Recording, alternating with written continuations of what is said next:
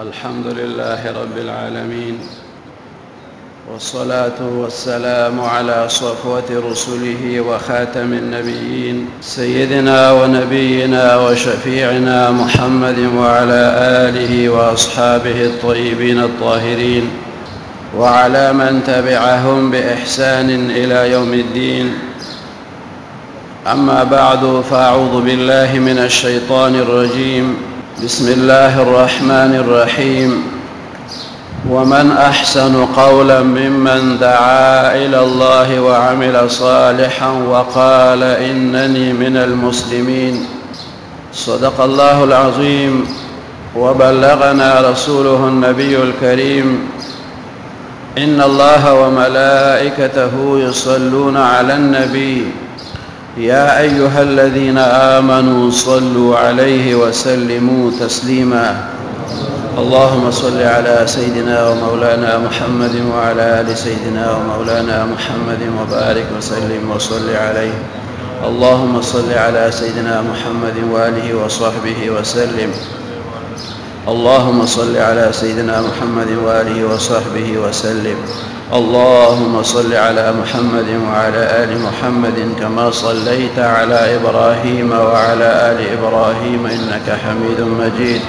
اللهم بارك على محمد وعلى آل محمد كما باركت على إبراهيم وعلى آل إبراهيم إنك حميد مجيد. اللهم صل على سيدنا محمد وآله وعترته بعدد كل معلوم لك. اللهم صل وسلم على النبي الأمين. اللهم صل على سيدنا محمد وعلى آله وصحبه أجمعين. عزتمند حاضرین او اوریدونکو، د دې نننی مبارک روحانی دینی نورانی مجلس د دې هغه مقصد او غرض تاسو ته معلوم دی چې نور کله به هم دلته د میلاد مصطفی صلی الله علیه وسلم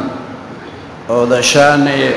اولیاء په موضوع باندې محافل جوړېده. دا ځل ورسره یو موضوع د ختم القرآن هم شامله ده. بچو ختمونه وکړه د قرآن عظیم الشان، د ختم او سعادت حاصل کو. الله تعالی دې ټولو ته مبارک کړي او رب کائنات داسې مبارکو مجلسونو کې ادب سره حاضری زمونږ بار بار نصیب کړي.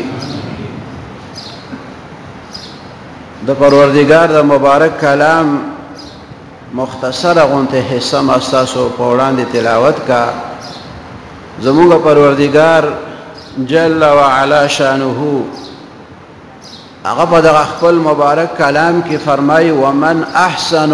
قولا ممن دعا الى الله،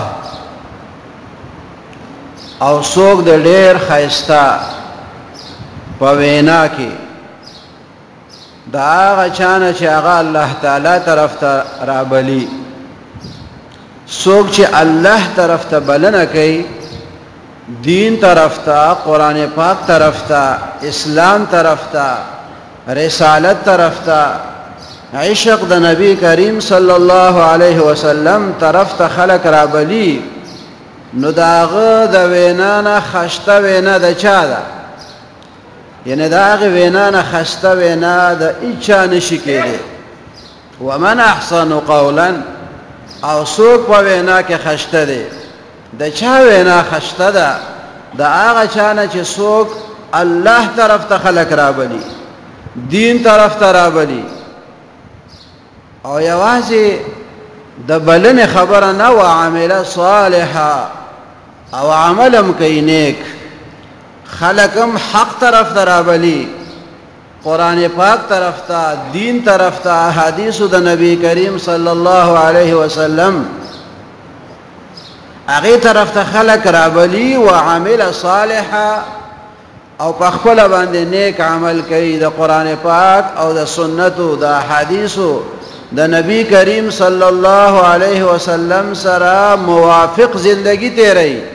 وعمل صالحا، وقال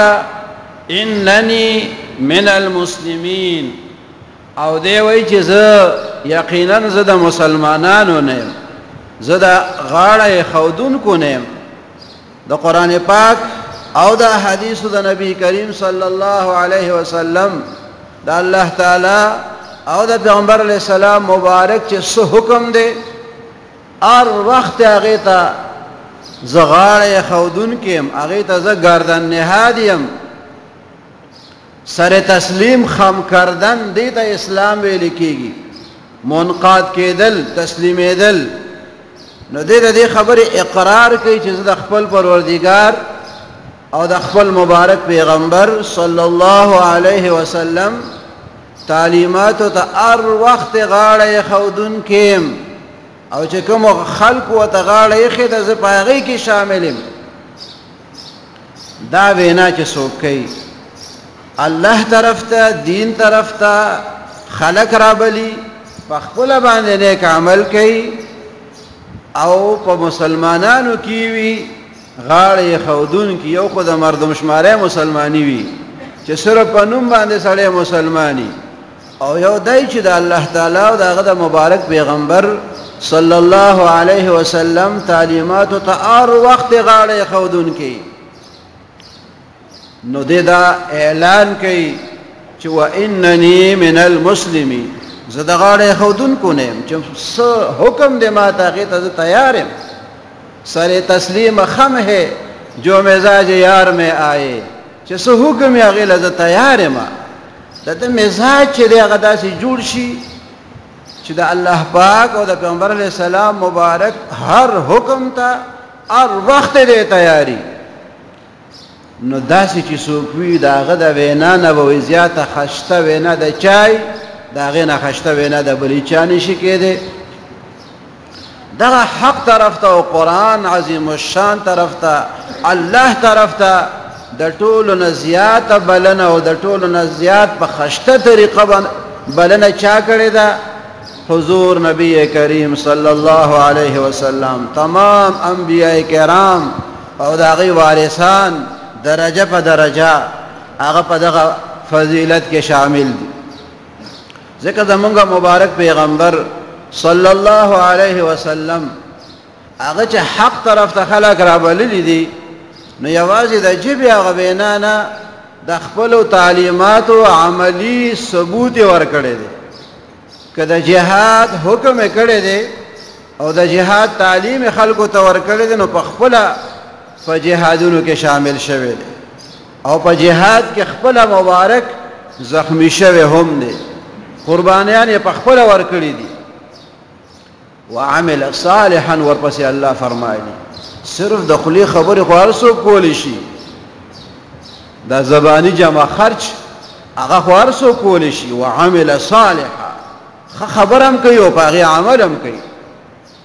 ځکه چې ښې خبرې او سړی کوي او عمل پې نه کوي، نو د هغه خبرې به څه اثري؟ خو چاته نشي ویلی چې ته زما غوندې جوړ شه، ځکه د هغه په دین باندې عمل خپله نشته. نو ښایسته وینا د هغه چا ده چې هغه دعوت الله طرف ته ورکوي او په هغه خپله وینا باندې د الله په هغه حکمونو باندې عمل کوي، خپل ژوند د هغې سره برابري. او که څوک ترې تپوس کوي چې ته د کومې قبیلې سړی، ته د چا سره تعلق ساتي، دا دومره چې ځان ستړی کوي، آخر وجه څه ده؟ په دې باندې تا ته څوک څه درکوي؟ ځکه د خلکو دا خیالي چې څوک ډېر ځان ستړی کوي، په یو کار کې څوک ډېر محنت کوي او شپه ورځ پکې اخته وي، نو دا ډېر خلک وایي یاره څه به ورته میلاویږي که نه، څوک به ورته څه ورکوي، نو ځکه دې دومره ځان کړی. نو که د دغه داعی الحق نه څوک تپوس کوي چې آخر ستا د دې ځان ستړی کولو مقصد څه دی، دومره دې ولې ځان پکړاو کړی دی، آخر ته د کومې پارټۍ او د کوم تنظیم سره تعلق ساتي، ستا نسبت چا سره دی؟ نو دی ورته وایي واننی من المسلمین، او زه د مسلمانانو نه یم، زه د الله په فضل مسلمان یم،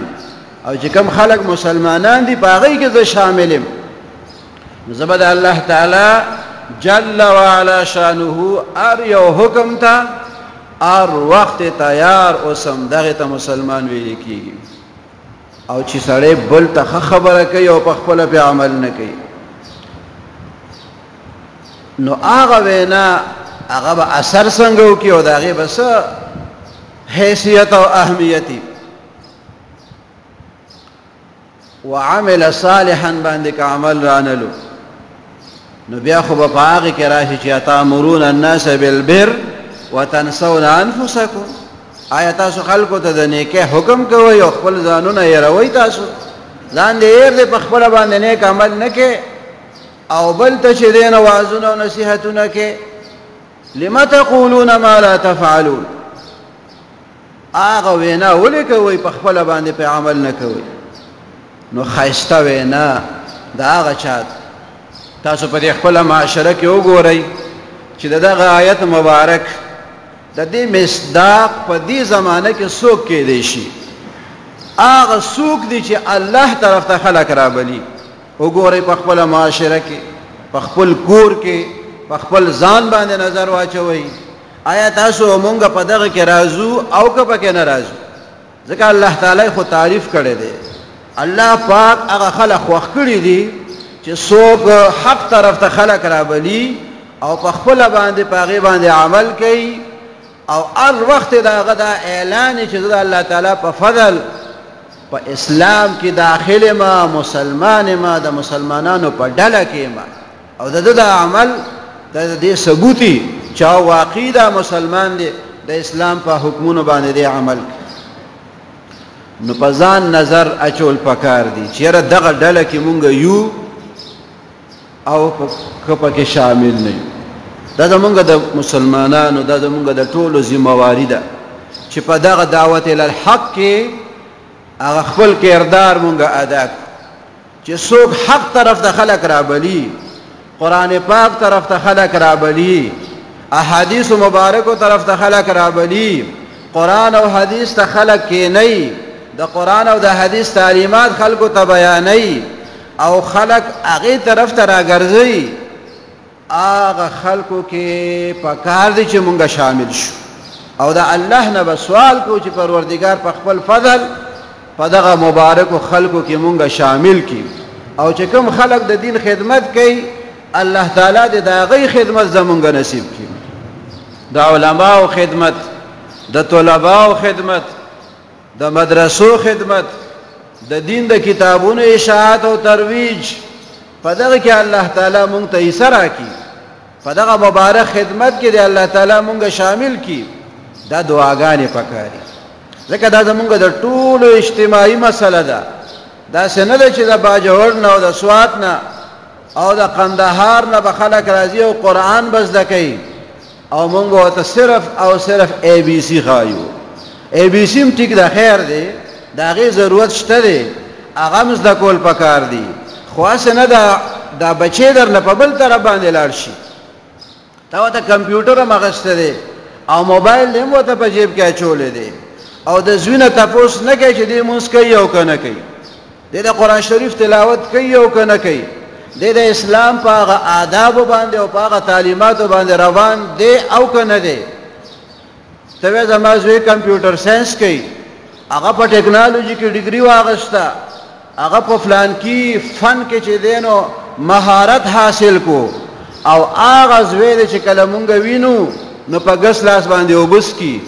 او چې او پیاله په ګس لاس باندې نیولې وي بوتل په ګس لاس باندې خولې ته نیسي مسلمان انګریزي ورته وخایا خو اسلام د هر څه نه مخکې دی اسلامي تعلیمات دا د هر څه نه مخکې دي تاسو چې کله ماشوم پیدا شي د ټولو نه اول هغه ته تاسو په غوږ کې الله اکبر دغه مبارکه کلمه ورته په غوږ کې کېدی او مولا ورته راغواړئ چې اذان ورته وکړي ماشوم ورته راولئ چې دته بانګ ووایه تاسو داسې څوک لیدلي د مسلمانانو په معاشره کې چې ماشوم پیدا شي هغه ته 1 2 3 ورته وښیي یا ورته اے بی سی وښیي یا ورته ایکس وائی زیډ وښیي نه ورته وایي الله اکبر حالانکې دا ماشوم د پیدایش په ورځ په دغه ساعت په عربۍ پوهېږي هغه ته د الله اکبر معنی ورځي هغه په دې خبرو باندې نه پوهېږي او د هغې باوجود موږ ته دا تعلیم دی چې ماشوم پیدا شو هغه ته به تاسو غوږ ته دا اعلان رسوئ چې الله اکبر، اشهد ان لا اله الا الله به ورته غوږ ته رسوئ، اشهد ان محمد رسول الله دا به ورته غوږ ته رسوئ. دا د څه دپاره؟ د څه دپاره دا بانګ ویلې کېږي په غوږ کې؟ دا د دې دپاره چې د هر څه نه مخکې آواز د دې ماشوم غوږ ته ځي چې هغه د الله تعالی د کبریایي آواز وي، چې الله د ټولو نه لوی دی، الله لوی ذات دی، چې د الله دا لویي دا د دې دماغو ته لاړه شي، د دې غوږونو ته لاړه شي، او په دې آواز باندې د د غوږونه بختور شي چې زه ګواهي ورکوم د دې خبرې چې الله نه بغیر بل څوک د عبادت لایق نشته، او زه ګواهي ورکوم د دې خبرې چې محمد صلی الله علیه وسلم د الله تعالی رسول دی. دا پیغام ورته په اوله ورځ باندې مونږ ورکوو، په هغه لومبي ساعت کې ورته دا پیغام ورکوو. نو پکار دی چې هغه پیغام مونږ په مخ کې باندې بیا بوزو. ماشوم چې څنګه لویږي هغه شانتې تربیت د هغه مونږ بیا وکړو، اسلامي تربیت یې وکړو. انګریزي ورته ښایي، بالکل ورته وښایه. انګریزي ما ته راځي، ما په انګریزي کې تقریرونه هم کړي دي، د انګریزي مخالفت نه کوو، خو د ضرورت حده پورې. د ژوند مقصد یې ګرځول نه دي پکار چې یو سړی بس هغه انګریزي د ژوند مقصد وګرځوي او د اسلام چې کوم بنیادي تعلیمات دي د هغې نه چې دی نو بچې محرومه شي. دا خپلو وړو سره ډېر ظلم دی. تاسو په بچو باندې نظر ساتئ چې دوی دا کړه وړه چې دي دا په اسلامي طریقه دي او که نه دي. د ټیوشن تپوس ته کوي او د سپارې تپوس ته نه کوي. د تلفظ تپوس نشته چې ماشوم مې مونځ زده کو که نه، د مونځ دا سبق دی صحیح وي او که غلطې وي. هغه طرف ته فکر د ډېرو کمو خلکو وي. نو ښه دعوت د چا دی؟ الله طرف ته چې څوک رابلل کوي، په خپله وینا باندې عمل کوي او د اسلام داعی وي، اسلام خدمت کوي، دین طرف ته خلک رابلي او د هغې پرچار کوي. نو دا زمونږ د ټولو خپل حده پورې ذمواري ده چې په خپله باندې په دغه مبارکو تعلیماتو باندې مونږ عمل وکړو، نور خلکو ته هم د هغې تعلیم ورکو، او خاص کر خپل ماشومان. کلکم راع وکلکم مسئول عن رعیته. تاسو ټول د خپل رعیت چې دی دا د هغې ذموار یئ، د خپلو بچو ذموار یئ، د خپل کور کې د زنانو ذموار یئ چې دی پرده کوي او که نه کوي. د دی هغه کړه وړه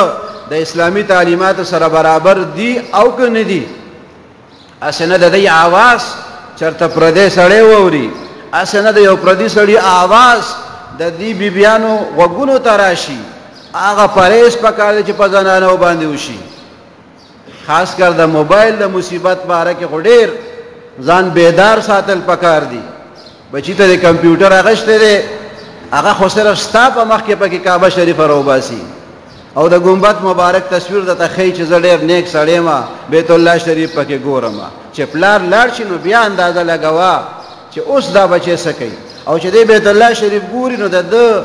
دین طرف ته رغبت څومره شو. آیا دی د اذان سره جومات ته لاړو که لا نړو؟ د امام یا د مؤذن آواز د واورېدو نو دی بانک سره جومات ته ځي او که نه ځي؟ چې د بیت الله شریف منظر دی په کمپیوټر باندې ګوري، هلته کې خلک منځونه کوي، سجدې لګوي، قیام کوي او رکوع کوي، دعاګانې کوي او الله ته خلک جاړي. نو چې ستا بچی تا ته وایي چې زه پکې حرم شریف ګورم، نو بیا په دې بچي نظر ساته چې د حرم شریف وکتو نو د حرم شریف څه اثر قبول کو. آیا دې مونځ ته په وخت باندې لاړو که لا نړو؟ دې د قرآن شریف تلاوت کوي او که نه کوي؟ د ده کړه وړه چې دي هغه اسلامي دي او که هغه غیر اسلامي دي؟ نو په دې خبرو باندې نظر ساتل پکار دي. یو ډېر مالدار سړی، ډېر دولتمن او سرمایه‌دار، هغه په خپل بچي باندې یو زوی په هغه باندې تعلیم کولو، مالدار سړی ویره داسې تعلیم پې کوم چې زما خاندان کې بل چا هغسې تعلیم په خپل بچي باندې نی کړی. نو پاکستان کې چې څومره د هغه وسو هغه ډګریان یې واغست او پلار بیا فخر کولو چې خبر یې چې زما بچی د کم ادارې نه ډیګري اخیستې ده اخر کې بیا انګلند ته ولېږلو چې د فارن نم ډیګري راوړي چې خلکو ته پته ولګي چې دغه د الته نه د بهر نم ځان سره ډیګري راوړه په خاندان کې او په علاقه کې د هغې مثال بیا څوک نشي پیش کولی داسې ډیګري زما زوی راوړي هغه هلک چې د کور نه مالداره دی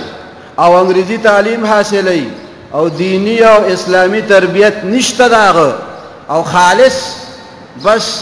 هغه د دنیا هغه ډګریانې حق اخیستل او پیسې ګټل هغه ورته په دماغو کې اچولي دي هغه هلک چې کله بیا انګلینډ ته ځي د کور نه ورته پیسې هم ځي عیش او عشرت دی او هغه د بېدینۍ هغه ماحول دی او دینی تربیت نشته دی هغه نه داسې یو شی جوړ شو د هغه هلک نه چې تعلیم یې خو کولو خو نشې ورسره را شروع کړي او نور فضول حرکتونه یې ورسره را شروع کړي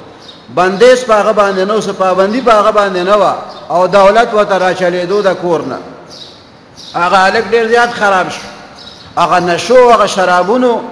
هغه ته بدن بالکل بیکاره کړو دماغ یې بالکل ګډوډ شو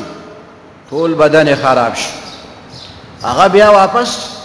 خپل ملک ته راځي او پلار یې خپل خپلوان را جمع کوي وایي راځه پلان کې خان چې دی هغه په ایرپورټ باندې کوزیږي راځئ د هغه استقبال ته ځو او ډېره موده پس ملک ته را روان پلار یې ځان سره د ګلونو هار لاس کې نیولی دی او مشران یې ځان سره راوستي او دوستان چې زما زوی به د بار نه راځي مونږ به ورته غاړه کې هار اچو هغه هلک د هغه بدن کار نه کولو جهاز والا هغه په سټریچر کې واچول دی او ډېر په تکلیف باندې را بار کړو د چې هغه زوی ته وکته چې د باندې څه چلو شو دا بیمار شو څه شو هغه زوی چې پلار ته څنګه رانږدې شو پلار ورته هار اچوي په غاړه کې او هغه زوی دا پلار د ګریوان نه ونیو او کلک یې ونیو چې څومره زور یې ورکولی شو پلار یې ځان سره مشران هم راوستي چې مونږ د زوی استقبال ته ځو هرکلی ورته وایو بخیر راغلی ورته وایو او زوی چې دی هغه لږي او خپل پلار هغه د ګریوان نه نیسي او ورته وایي چې ته ډېر ظالم یې تا په ما باندې ډېر ظلم کړی تا ما ته اسلامي تربیت نه ده راکړې تا زه د دین نه لرې وساتلم د ډګریانو جمع کول چې و هغه خو د ژوند مقصد نو پلاره زه خو ستا د لاسه غرق او تباه شم نه دې په ملک دننه ما ته اسلامي تربیت راکو او نه دې په بهر ملک زما د اسلامي تربیت څه خیال وساتلو نه دې ما نه چېرته د مونځ تپوس کړی دی او نه د روژې تپوس کړی دی او دا وایي چې بچې څومره پیسې درولېږم او کومه ډګري دې واغېسته او کومه درته پاتې شوه هغه زوی لا خو چې هغه ته دومره احساس وشو چې ما خو ډېر نقصان کړی دی ما خو ډېر بیلات وکړو ما ګټلي څه دي آخر چې د بېدینۍ ماحول ته لاړم او د دین نه لرې شم دا ډګریانې ما ته څه خیر راورسوي او ډګري څوک اخلي نو د څه دپاره یې اخلي د دنیا د ژوند دپاره یې اخلي نو د دنیا زندګي څومره ده 80 کاله شي او 80 کاله شي 80 کاله شي او که 100 کاله حساب کې نو د 100 کالو د ژوند دپاره یو سړی ځان دې حد ته ورسوي چې آخرت ځان ته خراب کړي او هغه نه ختمېدونکی ژوند دی مونږ او ستاسو دا عقیده ده چې هغه نه ختمېدونکی ژوند دی زمونږ دا ایمان دی چې مونږ به د مرګ نه پس بیا را ژوندي کېږو کفارو به وي اذا ضللنا انا لفي خلق جدید کله چې مونږ خاورو سره خوري شو او زمونږ د بدن د خورې په نورو خورو کې بالکل رکی شي اذا ضللنا فی الارض آیا کله چې مونږ رک شو په دې ځمکه کې یعنی زمونږ د بدن خورې نورو خورو سره داسې ملو شي چې مونږ پکې بالکل رک شو انا لفي خلق جدید آیا مونږ په نوي خلقت سره بیا را پیدا کولی شو مونږ به بیا را ژوندي کېږو کفارو به دا نه منل چې مړي به را ژوندي کېږي هغوی به یو زوړ هډوکې راوچت کو او وی به من یحیی العظام وهي رمیم څوک به دا زاړه هډوکې را ژوندي کړي څوک به هډوکې را ژوندي کوي چې دا بالکل راسته شوي دي او په ګوتو کې روانېږي داسې زاړه او راسته هډوکي دا بلا بیا څوک را ژوندي کوي کفارو به وي الله جل شانه فرمایي قل یحییها الذی انشأها اول مره اے حبیب صلی الله علیه وسلم ته دې ته ووایه دا زاړه او راسته هډوکي دا به هغه ذات را ژوندي کړي چې چا په اول ځل پیدا کړي دي. دا هډوکي چا پیدا کړي دي؟ دا بدنونه چا پیدا کړي دي؟ دا اسمانونه چا پیدا کړي دي؟ دا ځمکې چا پیدا کړي دي؟ لکه په زوره وایي یریږئ ما، الله پیدا کړي دي. دا مخلوقات د چا دي؟ دا د الله جل شانه دي، دا هغه پیدا کړي دي. اس یو مخلوق په خپله باندې نه دی پیدا شوی، د دې خالق څوک دی؟ الله جل شانه دی. نو چې الله تعالی اسمانونه پیدا کړي، ځمکې پیدا کړي دي، غرونه پیدا کړي، سیندونه پیدا کړي، لوی لوی ځنګلونه تاسو وینئ دی پیدا کړي دي، ټول مخلوقات هغه پیدا کړي دي. نو په اول ځل چې پیدا کول څه مشکلات ورته پېښ شوي پکې؟ الله تعالی د هر څه آسان دي. په اول ځل د کائناتو په تخلیق کې د هغه نه څه غلطي نه ده راغلې، شته پکې غلطي؟ ما ترى في خلق الرحمن من تفاوت فارجع البصر هل ترى من فطور. د رحمان په تخلیق کې یو ذره فطور نشته دی، یو ذره کمې پکې نشته دی. داسې څوک ویلی شي چې د اسمان داسې خشته نه ښکاري، که د دې رنګ د دې نه لږ بدل وی نو بیا به ښه وه. نه، دا چې څنګه دی داسې ډېر مناسب دی. که د دې نه لږه خوا دې خوا وي بیا به هغه مزه نه وه. اسمان چې څنګه خدای پیدا کړی بس همدغسې ښه دی، خشته رنګ یې ورته ورکړی دی. بهترین چې څه الله پیدا کړي ښې پیدا کړي، په هغې کې هېڅ فطور نشته دی. نو الله تعالی قادر ذات دی، هغه ته په اول ځل باندې د کائناتو پیدا کول آسان او بیا پیدا کولو هغسې ورته آسان دي، هغه ته پکې هېڅ مشکلات نشته. الامر بین الکاف والنون، د هغه ټوله معامله چې ده هغه د کاف او د نون ترمنځ ده. انما امره اذا اراد شيئا ان يقول له كن فيكون. دا هغه داسې نه ده چې میټیریل را جمع کا، بلډنګ جوړو سریه ورته پکار ده، کوازه ورته پکار ده، او چې دی نو خښتې او سیمټ او شګه پکار ده، ګیلکار او مزدور پکار ده. نه داسې نه ده، کن فیکون، داسې ذات دی الله تعالی. نو د آخرت زمونږ عقیده ده. نو چې آخرت نه ختمېدونکی ژوند دی، نو مسلمانانو د هغه ژوند چې دی د هغې ډېر فکر پکار دی، د هغه ژوند ډېر فکر پکار دی. د دنیا د عیش او عشرت او د دې د دولت او د دې د سکونت او د دې د آرام او د راحت، دا ټول فانی دي، دا فانی دي. او آخرت چې دی هغه لا فانی دی. نو د دې فانی مناسب فکر پکار دی. د دنیا چې دی نو فکر پکار دی، حلال رزق ګټل پکار دی، منډه وهل، تجارت کول، ملازمت کول، نوکری، زمینداری، دکانداری، دا ټول په خپل خپل ځای باندې ښه دي. خو زمونږ وطن اصلي چې دی هغه آخرت دی. د هغې دپاره تیاری هغه ډېر پکار دی. هغه فکر چې دی هغه دی الله تعالی زمونږ نصیب کړي. او د خپلو بچو ته اسلامي تربیت ورکول پکار دي. په ګس لاس باندې د اوبو څښلو نه یې منع کوئ، د ښي لاس طریقه ورته ښایئ، آداب ورته ښایئ، دعاګانې ورته ښایئ، او په خپل هم کوئ. نو هغوی به هغه شانتې اثر بیا قبلوي چې ته د بچي په مخ کې سیګرټ کش راکاږي او نشه کې او نسوار په خوله کې اچې، ماشوم به وایي دې کې به هم څه فایده خو وي که نه. هغه به هم یو موقع ګوري چې دا سیګرټ خولې ته یوسي او دا نسوار چېرته خولې ته یوسي. ځکه هغه وایي ما بابا لیدلی چې نسوار یې اچولي او کاکا مې لیدلی چې سیګرټ یې څښلي. نو غلط کار هم کې او د ماشوم په مخ کې هم کې، نو غلط تربیت حاصلوي. نو بچو ته ښه تربیت ورکول پکار. حضرت ابو موسی اشعری رضی الله تعالی عنه لوی صحابي دی، د دواړو جهانو د سردار مبارک. هغه خپل کشر ته ووی چې بچیه ما ته د سفر سامان تیار کا، سفر باندې روان یم په فلانه ورځ باندې انشاءالله، ته تیاری وکړه، د سامان د سفر راته برابر کړه. د سفر خپل لوازماتي اوښ ځان سره بوځې، اس بوځې، نو د اس دپاره هم څه خوراکه پکار ده. لوی لوی صحراګانې وي او دشتې وي، اوبه ني او خوراک ني، بیا به سړی څه کوي؟ نو پخوا به سفر خلکو کولو، نو د څښلو اوبه به یې ځان سره اخېستې، د اودس دپاره به یې اوبه اخېستې، چې مونځ به راځي نو بیا به اوبه ني، او دس به کول غواړي دا حاجیان به چې حج ته تلو قافلې بدلي اوبه به هم ځان سره ګرځولي د هر څه نه زیات وزن به ورسره د اوبو نو چې اس او اوښ ځان سره بوځي سورلی دپاره نو د هغه د خوراک بیا هم فکر ځان سره کولو داسې خبرې بیا برابر کړي او بیا به په سفر باندې روان شو نو چې هغه ورځ راورسېده هغه خپل کشر ته وایي چې تا ته چې ما کوم کار حواله کړی سامان د سفر تیار شو هغه ورته وایي چې اوجي بس ډېر کار شوی دی او لږ غونتې پاتې دی نو تاسو د خپل سفر یو ورځ وروستو کوئ نو چې څه پاتې دي هغه به هم پکې زه برابر کړم حضرت ابو موسی اشعری رضی الله تعالی عنه هغه مبارک ورته فرمایي چې دا خبره خو ما په کور کې کړې ده د زنانو په مخ کې او د ماشومانو په مخ کې چې زه به په فلانه ورځ باندې که خیري په سفر باندې روانېږم انشاءالله او زه اوس په هغې کې لم لیټ کوم او اوس نه سهار ته به لاړ شم او سبا نه خیر د بله ورځ به لاړ شم نو په ظاهره خو په دې خبره کې څه بدي نشته دی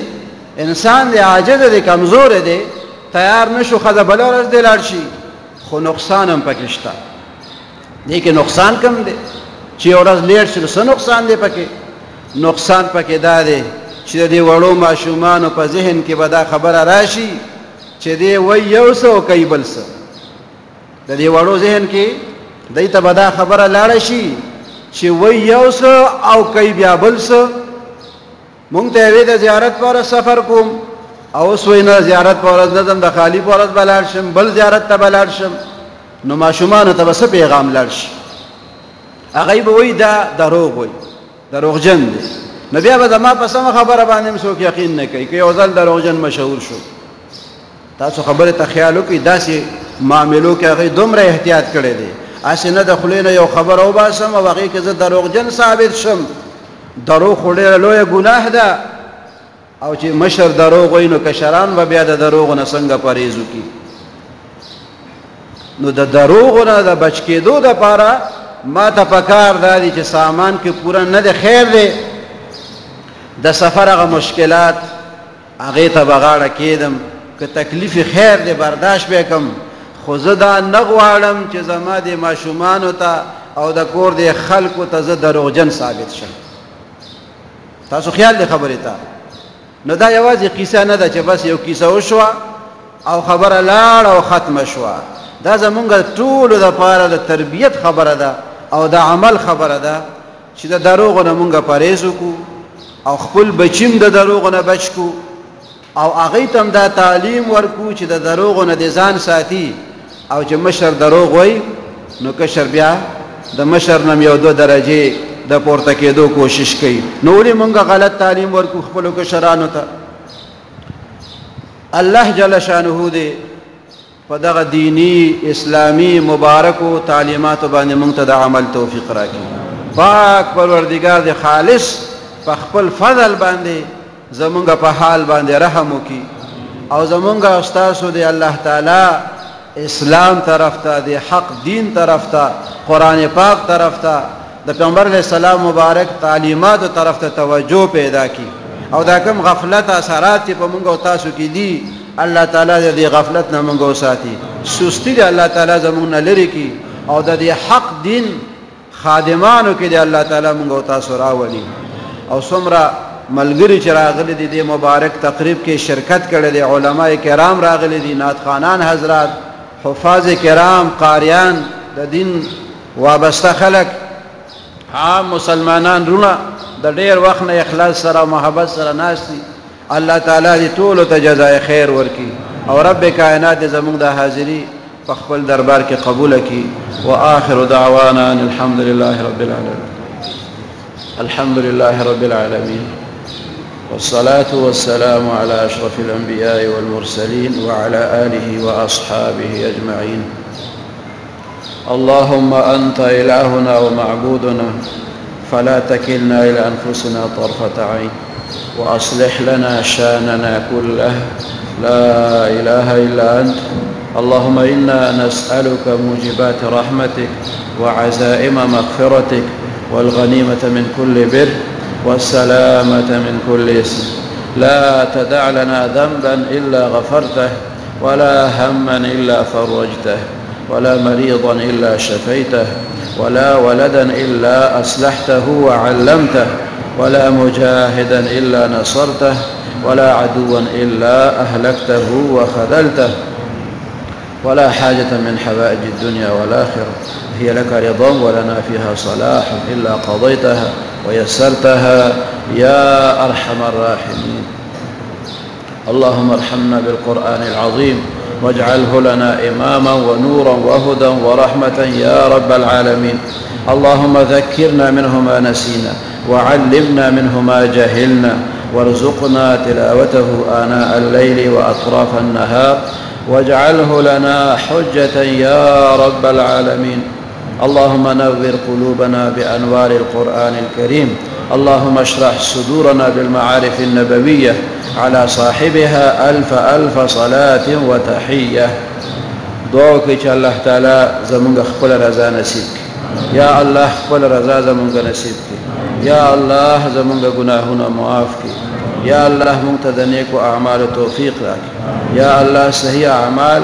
او صحیح عقاید زمونږ نصیب کړي د بدو اعمالو او د بدو عقیدونو خدای مونږ وساتي یا الله اسلامی عادتونه زمونږ نصیب کړي یا الله اسلامی خویونه زمونږ نصیب کړي یا الله زمونږ بچی نیکان کړي یا الله زمونږ بچی د دین خادمان کړي یا الله مونږ ټول د دین په خادمانو کې راولي یا الله د حضور پاک صلی الله علیه وسلم مبارک و مبارک لاسو بد حوض کوثر زمونږ نصیب کړي یا الله د حضور نبی کریم صلی الله علیه وسلم د مبارک جنډې لواء الحمد لاندې مونږ ټول د خپل مشرانو او مشایخو استادانو حقدارانو او متعلقین منتسبین سره راجمع کړي. پروردگار د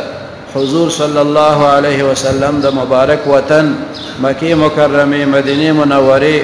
بار بار ادب سره حاضری زمونږ نصیب کړي یا الله د حج مقبول و مبرور سعادت بار بار زمونږ نصیب کړي یا الله د حضور نبی کریم صلی الله علیه وسلم د وطن محبت زمونږ نصیب کړي یا الله عالم اسلام حافظ و ناصر شي. پروردگار د تمام دینی مدارس و خانقاهونو و مراکز و حفاظتو کی یا الله د دین کار چې څوک کوي د ټولو په هغه کار کې اخلاص نصیب کړي پروردگار خپل رضا نصیب کړي یا الله زمونږ ټول ګناهونه معاف کړي. ربنا آتنا في الدنيا حسنة وفي الآخرة حسنة وقنا عذاب النار وادخلنا الجنة مع الأبرار يا عزيز يا غفار يا رب العالمين.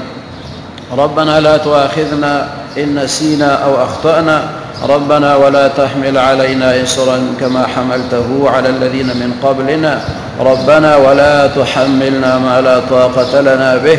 واعف عنا واغفر لنا وارحمنا أنت مولانا فانصرنا على القوم الكافرين. رب اجعلني مقيم الصلاة ومن ذريتي ربنا وتقبل دعاء ربنا اغفر لي ولوالدي وللمؤمنين يوم يقوم الحساب. وصلى الله تعالى على خير خلقه سيدنا ونبينا وشفيعنا محمد وعلى آله وأصحابه أجمعين. ددي مدرسي ددي جماعت ددي انتظامية ددي استاذان وددي ملګرو د قاری صاحب لطف الرحمن او دا هغه چې کوم رفقای کار دي مهربان شاه او دا سنول ملګری چې څوک دلته کې خدمت کوي الله تعالی دې د دې د خدمتونه په خپل دربار کې قبول کړي. پروردگار دې دغه سعادت د خدمت د دین د همیشه لپاره د دې نصیب کړي. پروردگار دې په دې کارونو کې نورم خیر او برکت واچي. رب ذوالجلال دې مونږ ټول د دین په خادمانو کې راولي او د دین چې څوک خدمت کوي هغه سره دې الله تعالی زمونږ محبت نصیب کړي. وصلى الله تعالى على خير خلقه سيدنا ونبينا وشفيعنا محمد وعلى آله وأصحابه أجمعين برحمتك يا أرحم الراحمين.